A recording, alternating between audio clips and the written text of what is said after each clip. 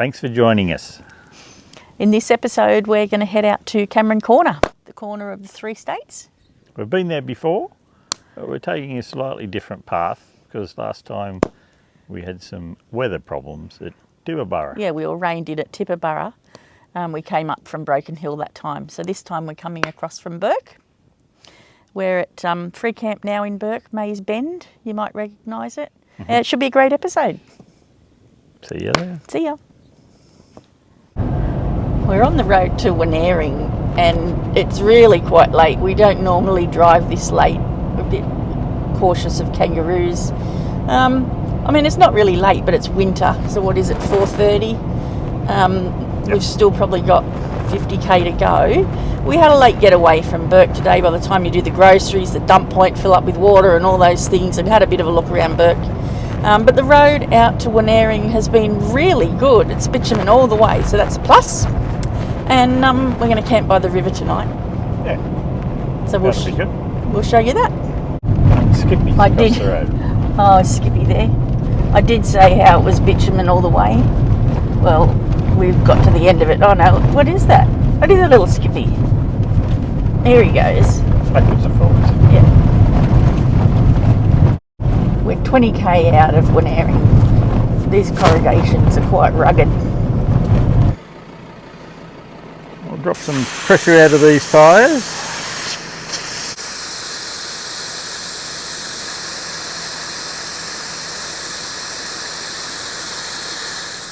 We've arrived at Innamincka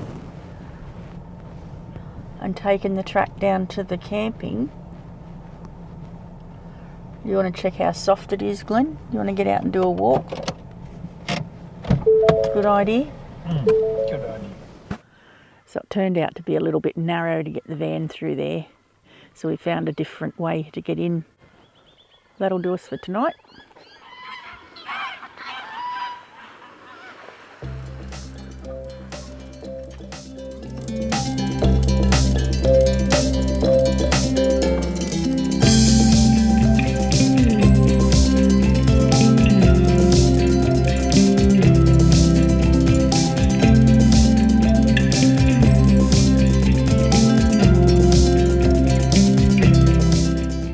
Big.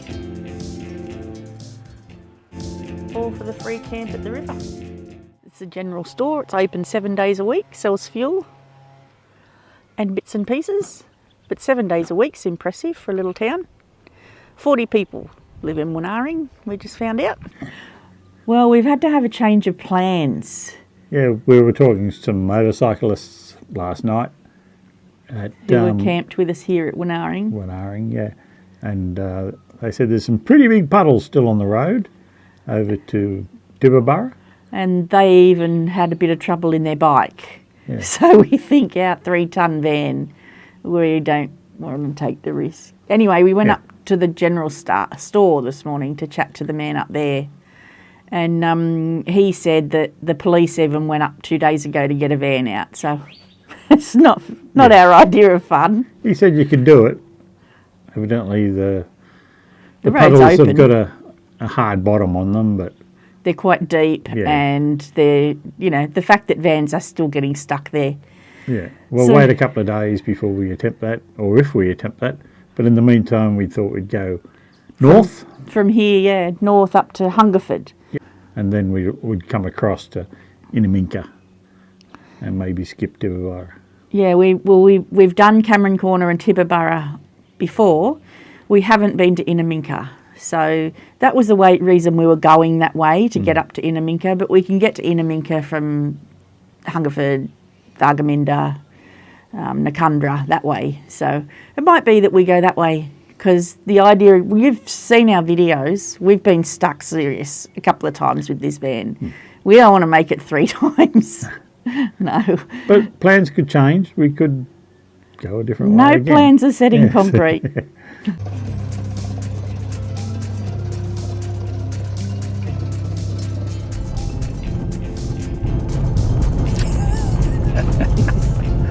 Oh, we're off now. Oh, we're back over the road again. We are just leaving New South Wales and arriving into Queensland. So we've just arrived at the border, Hungerford, Hey. and this is what we've come up against. The dog fence. So let me open it and let Glenn through. There you go. Come on through. Coming into Queensland. Oops, I might have locked myself out the wrong side. Here we go. That's better. Stupid, like a blonde moment, that. So this is where we've come from, Wannaring. Okay, so we camped by the river there, which is, I forgot the name of the river. What's the name of the river? Paru, isn't it? Paru River, yes. So we've come up to Hungerford. Where we were going to be going across to Tibooburra. Yeah, we were going to go that way. So Probably. up to Hungerford, that's where we are there. Hungerford, so There's a green national park there. We might go and explore that. Yep. And later we'll go up to Thargomindah and then go to Innamincka. That and way maybe. Nakundra. Yeah, but it looks like there's some nice things to do in this area that we hadn't considered. So, yeah, you know, change isn't a bad thing. Oh, As soon as you drive through the dog fence at Hungerford, you're greeted by this cute little pub. Looks like a house. But it's got the animals outside. It's got the old double-decker bus. And it's even got the Hungerford bus stop. With the husband and wife waiting for the bus. We're going to have to come back here for dinner. This looks like a great little pub. There's only a population of 6 in Hungerford, but they still have a pub that serves meals, so we're going to have to go.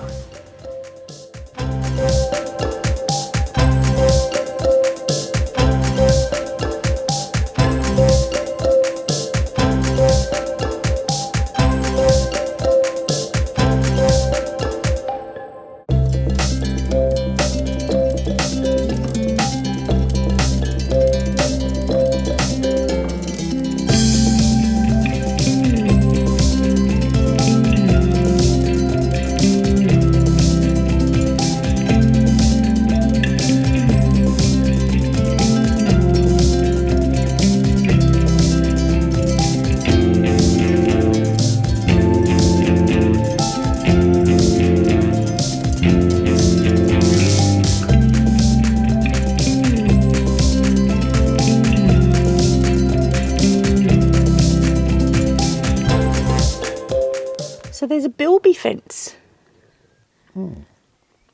4,100 steel posts and 260 k's of wire. Keep the rabbits out. Yeah, See that? Rascally rabbits. wascally wabbits. Yeah.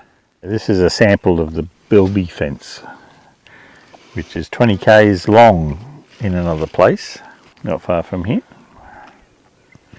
As a barrier to foxes and cats and dingoes.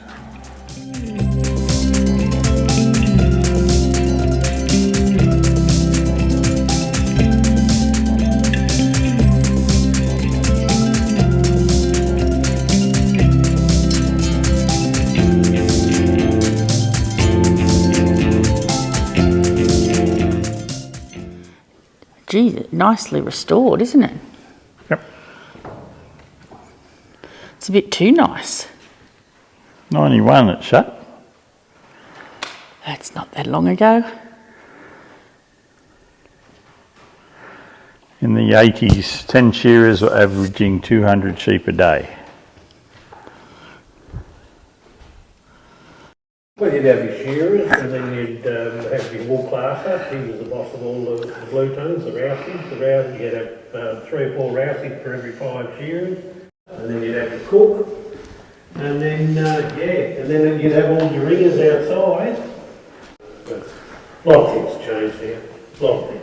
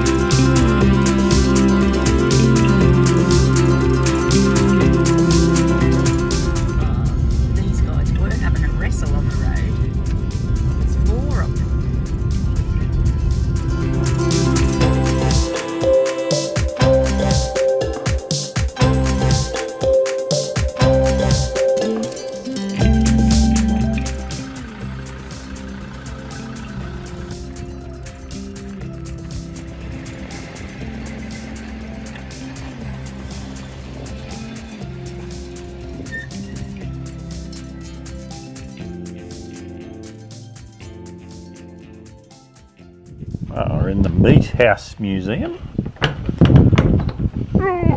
What? You took the whole handle off. Don't know my own strength. What's in the museum? Very old bandage, some stirrups. This is just all stuff from the old homestead. Old bottles. Old bottles. I reckon when the bottles start to opalise, they're over 100 years old. It's nice green grounds, isn't it? This is sites, powered and unpowered sites, near the shearers' quarters. It's a communal fire pit, camp kitchen over the back.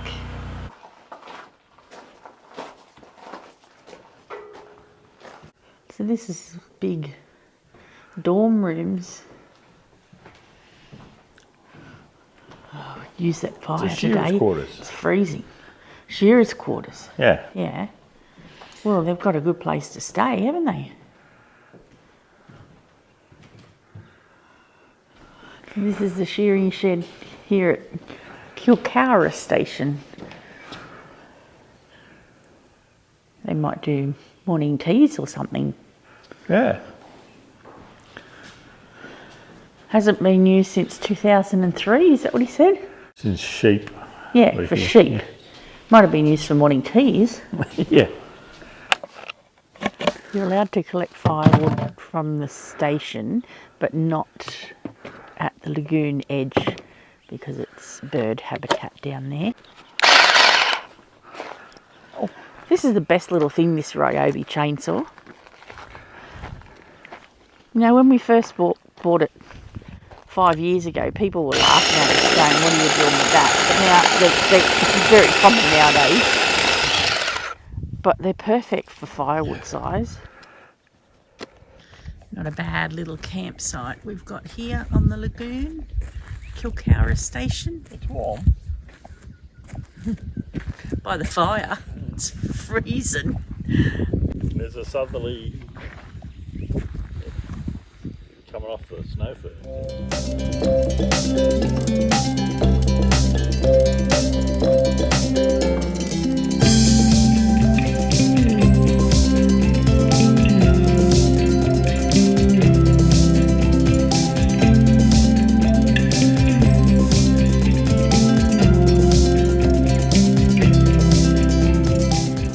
We've had a lovely overnight stay on our lagoon campsite called Emu at Kilcara Station.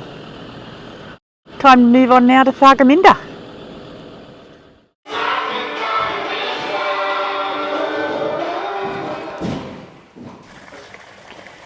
We've arrived at Thargomindah. First stop, visitor centre.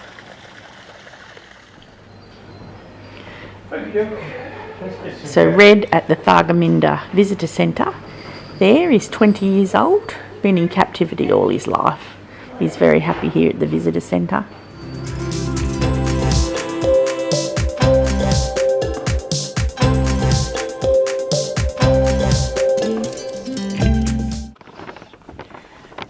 We're set up here at the caravan park, Travellers Rest at Thargomindah, unpowered section. We're going for a walk. We've got a map. Yep. That's the old jail over there. Will we go there on our walk? Yeah, we do. On the way home. On the way back. It's a big loop round town.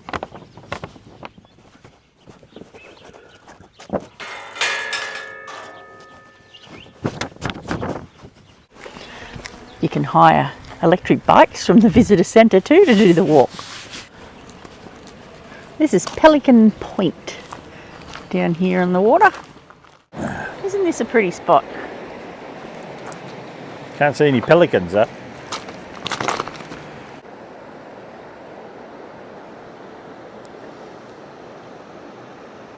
Look at these sun lounges on the river's edge. You lay there with your cocktail and enjoy the river and the birds. So it's been a nice walk so far, about 1 kilometre along the edge of the river. But it looks like now we're heading into town. Shut the gate.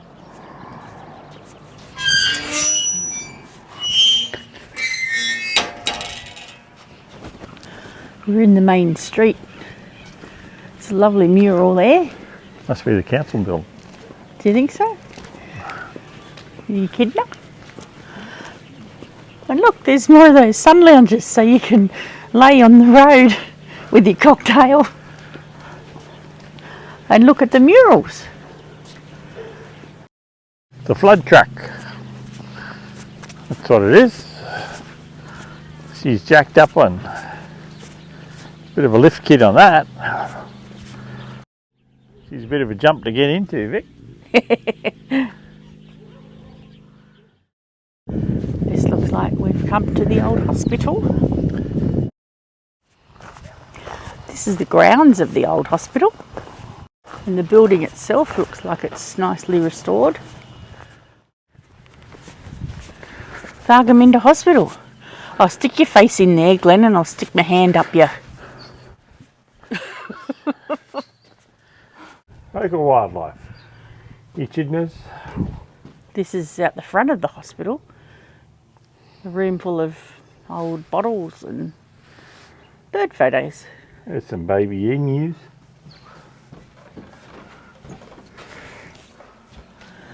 So it's a swipe card system to get into the hospital. Oh, that was easy.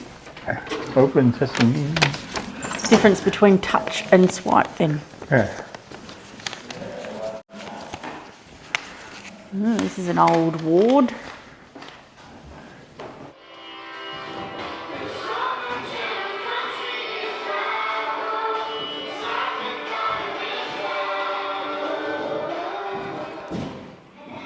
Any more than that, you couldn't keep going because you'd be going night and day.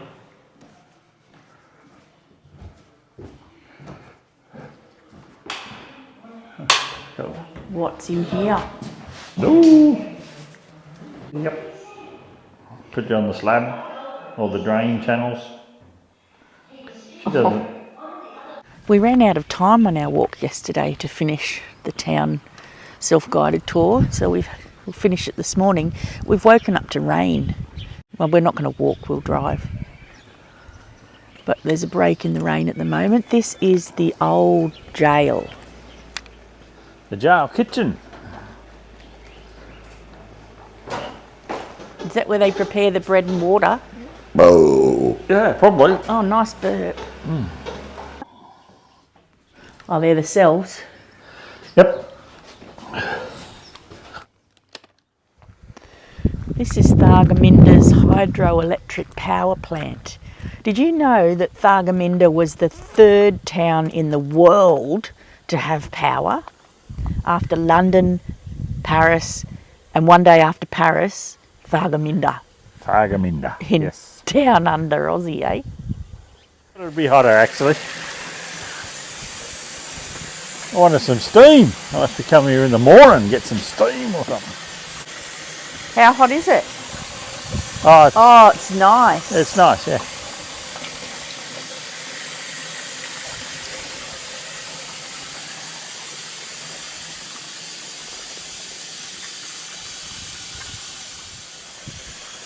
They suggested that it's really nice sunset viewing from here. So they've got tables and chairs ready to bring your nibblies up and watch the sunset. I don't know how we'll go with that rain we're having today.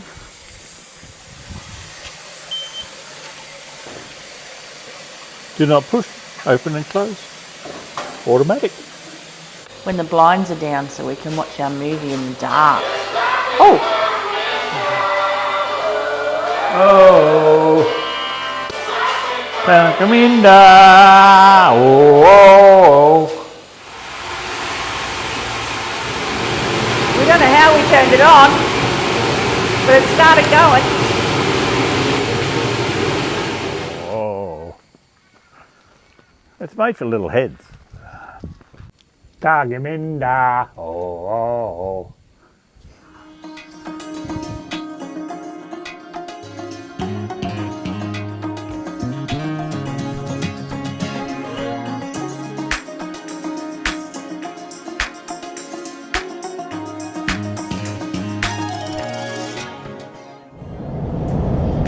The road out to Innamincka is 20 k's off the Adventure Way. So we're ducking in here to camp tonight on the waterhole. It's a different scenery. You go past lots of clay pans on this little stretch. Look at all the vans here at the Innamincka Hotel. It's because the big red bash is coming up soon, I'd say. Look at that lineup of caravans at the Innamincka Hotel. There's the historic pub.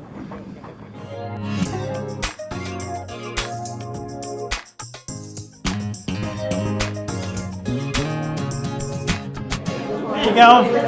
2016 or last year. Is the doggy still going? We've still got her, the Great Dane, with grey lump in the back garden at Christmas. Right, yes. But no, Grumpy Puppy's still alive. Grumpy puppy.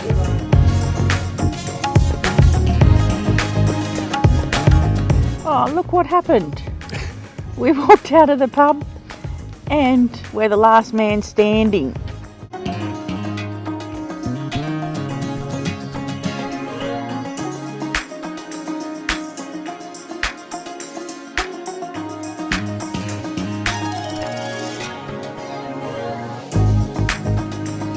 On the road from Innamincka to Innamincka now, and we've just gone across the Cooper Creek Bridge, which is there.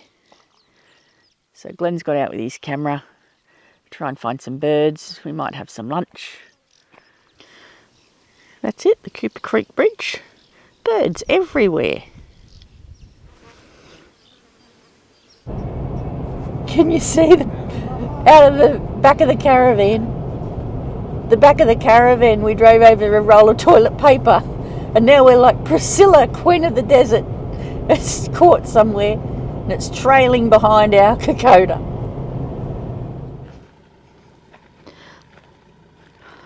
We've seen some camels on the side of the road, so we've stopped to put the drone up. They're just chilling out in the sun, and it's a good opportunity for me to sort this mess out here.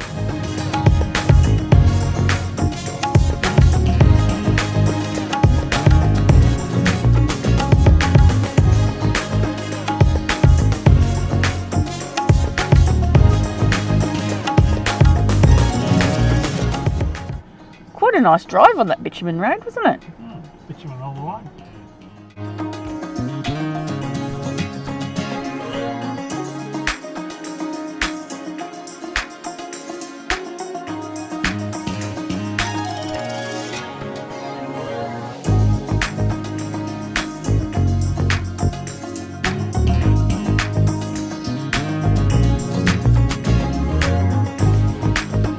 Back of the pub, or the side of the pub, they've got an outback bar, Innamincka beer garden. But we just saw this, they've even got a putt-putt course. You got to go through the snake. So it's one long course with holes along the way. Yep. This one you got to go in here and out there. Oh, that's cool. Yeah. It goes round the bend, past the bottle tree, Oh yeah, and finishes at the pub. 18th hole at the pub. That's the way.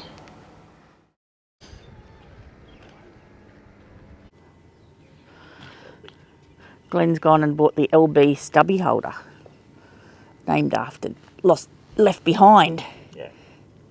Here he is on the stubby cooler. Smile, LB. Oh, yawn instead. See you later, mate. Deciding what drives we're going to be doing while we're here. We're a bit limited. Look at that. That's because of all that rain that stopped us going to Cameron Corner, I suppose. There's still a lot of roads closed here. We've come for a drive to the Innamincka Cemetery. So we've got suicide through strychnine poisoning, suffering syphilis, suffering dropsy, died on the way to Port Augusta. I don't know what dropsy is. We've got Anton and Arthur Munzenberger. They both died of inflammation of the bowels through drinking cold water. It's pretty dangerous kind of stuff. Rightus, died within 24 hours. Innamincka water hole contaminated. So little Christopher drank the water. Yeah. This is the Innamincka Town Common, which is on the Cooper Creek over here. This is where the camping is. It's $10 a night, paid to the Innamincka, or Friends of Innamincka Association, who do a really good job. They've put a great amenities block up in town, showers and toilets. And look at our spot there. It's so beautiful, right on the Cooper Creek. $10 a night.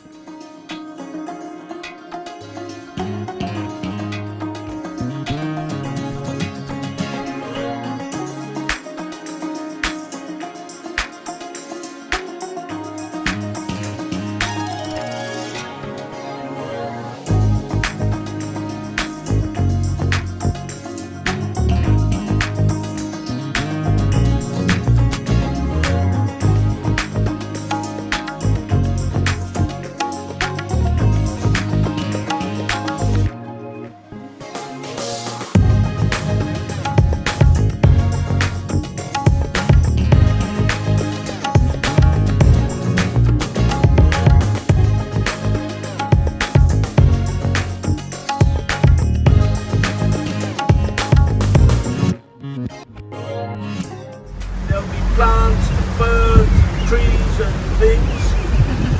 Now I'll go quiet for about 100 metres. Obviously on the west side of the range, and the Bourke, which starts a few hundred kilometres south of it, runs southwest and join up at Windora in Queensland.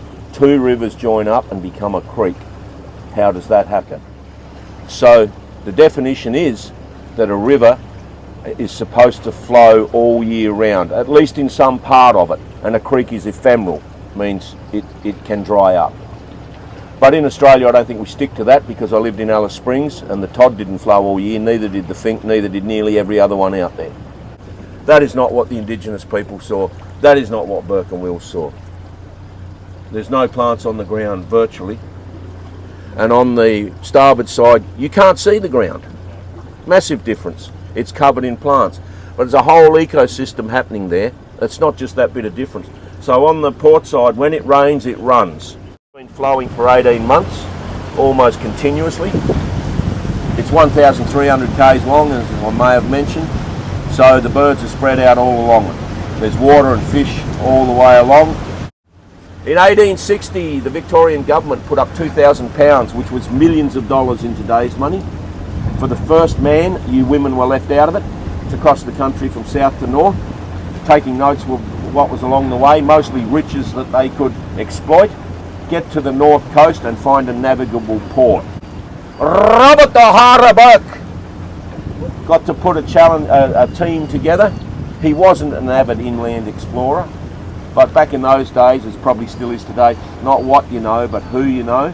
He'd been in the military, he'd been in the police, and he had connections, so he could pull enough money to get a party together. He had 26 camels, 23 horses, 19 men, 270 litres of rum and a heap of other stuff. The rum was reported to be for medicinal use for the camels. I don't believe that, but anyway, the camels needed it because they came from India. India is hot.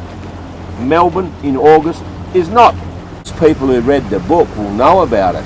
It's famous. And you are going to get to see it in real life. And that's why the last part of the story is up to conjecture. He was the only one who really knew it. He probably didn't have a pen and paper left. That's why Bourke's actual date is not really known. He wouldn't have really known what day it was. And he was badly affected mentally by the journey. The story says that the Indigenous people looked after King and helped him survive. That part I believe. But the chief's wife got skin sores and went off to die, as the Aboriginal people did. King found her, and he had in his pocket a tube of something like bepanthen cream, you know, that you put on babies' bums. Yeah. He put it on the lady, her sores got better. She went back to the clan, and the chief and everyone was so happy that the chief gave him his daughter. He did actually have a child, to an Indigenous lady. That's true, and it's written about her. That tree there has got what they call a blaze on it, and apparently that's how they used to mark where they'd been to travel back, or one of the methods they used. So he's cut away the sapwood and cut it into the heartwood, but that tree wasn't growing on steel, like a steel plate like it is now. It was growing on that stump behind it. They cut it off because they thought the erosion was going to cause the tree to fall in and it would be lost. They stopped it off because they thought it was going to fall in and get washed away. In 89. What year did they do that? I don't know. 1989. 1989. Okay, well, I think we've learned a lot since then. 1861. Tapped it out with a centre punch. I think they put it on. He was the survivor and he was found here. Did I talk about the turtles when I was on the tour today? No. Oh. How remiss of me. There's a turtle lives here called Emmett's turtle. It's a short-necked turtle. It can grow 36 centimetres long and weigh 7 kilos. More food for the Indigenous people. It's actually doing quite well here. Okay.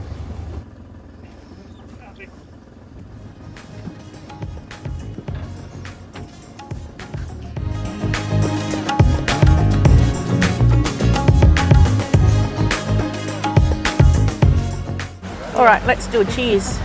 Cheers. Cheers. Happy travels.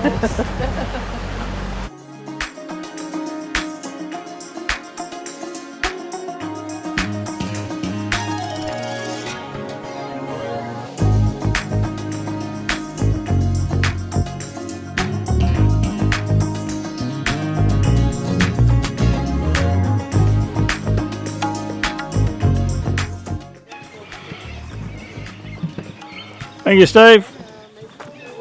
Thank you very much. It's dinner at the Innamincka pub. Yes. Innamincka. Looks delicious. And this huge restaurant, and there's 2 people eating. Now that we've finished dinner, it's a little bit busier. We were a bit early coming off the boat cruise. There's a bit of a loose shocky. He's been under the car. Tighten up.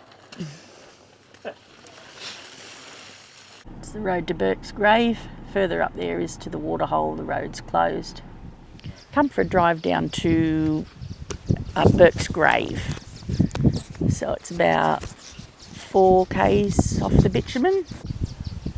Information over here, and a 300-metre walk to the grave.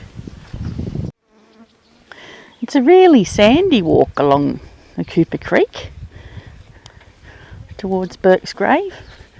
So here's his grave.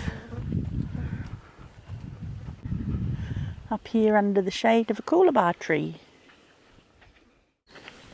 Very interesting. We're just at the turn off to the dig tree, and there's this car on its side here. It's kind of like the road marker for where to turn to get to the dig tree. You turn at the upside down car.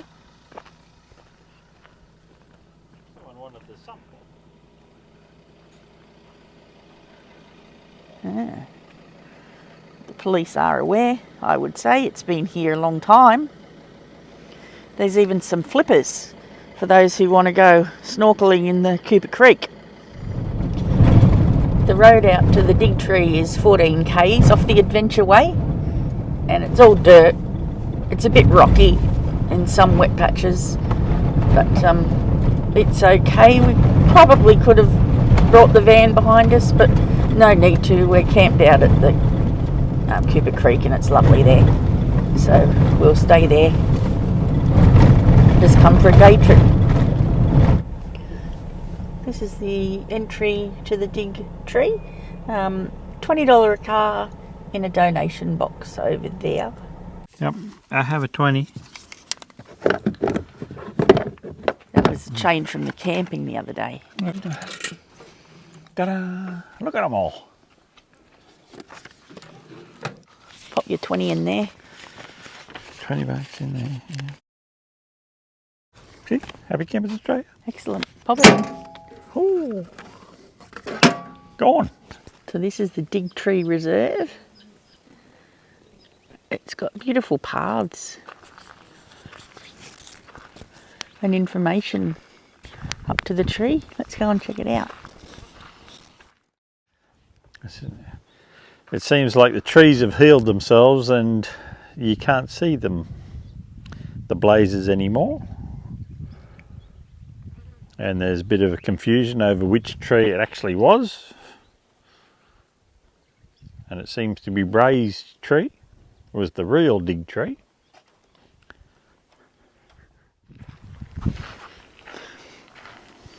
Oh, so that it's the Dig Tree dilemma you're talking about. Yeah. So they're saying it's visible in there. I don't think I can work that out. In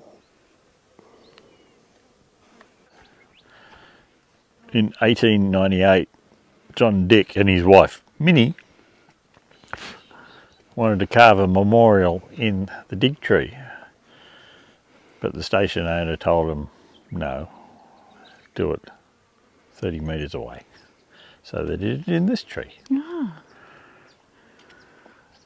So this is the one you see in all the brochures? Yeah. Oh, now that's cool. That is beautiful, isn't it? What year did they do that? 1898. Flighty ducks. Not far from the dig tree. You drive down a little bit further and you get to the camping area, which is on the Cooper Creek. We've got a black swan on the creek there today. Is that the aquatic plant that they ate down here? Oh, I don't know, maybe. Why don't you taste it and see? It's not. Diagnosis? Yeah, maybe. I have to zoom up, but maybe not.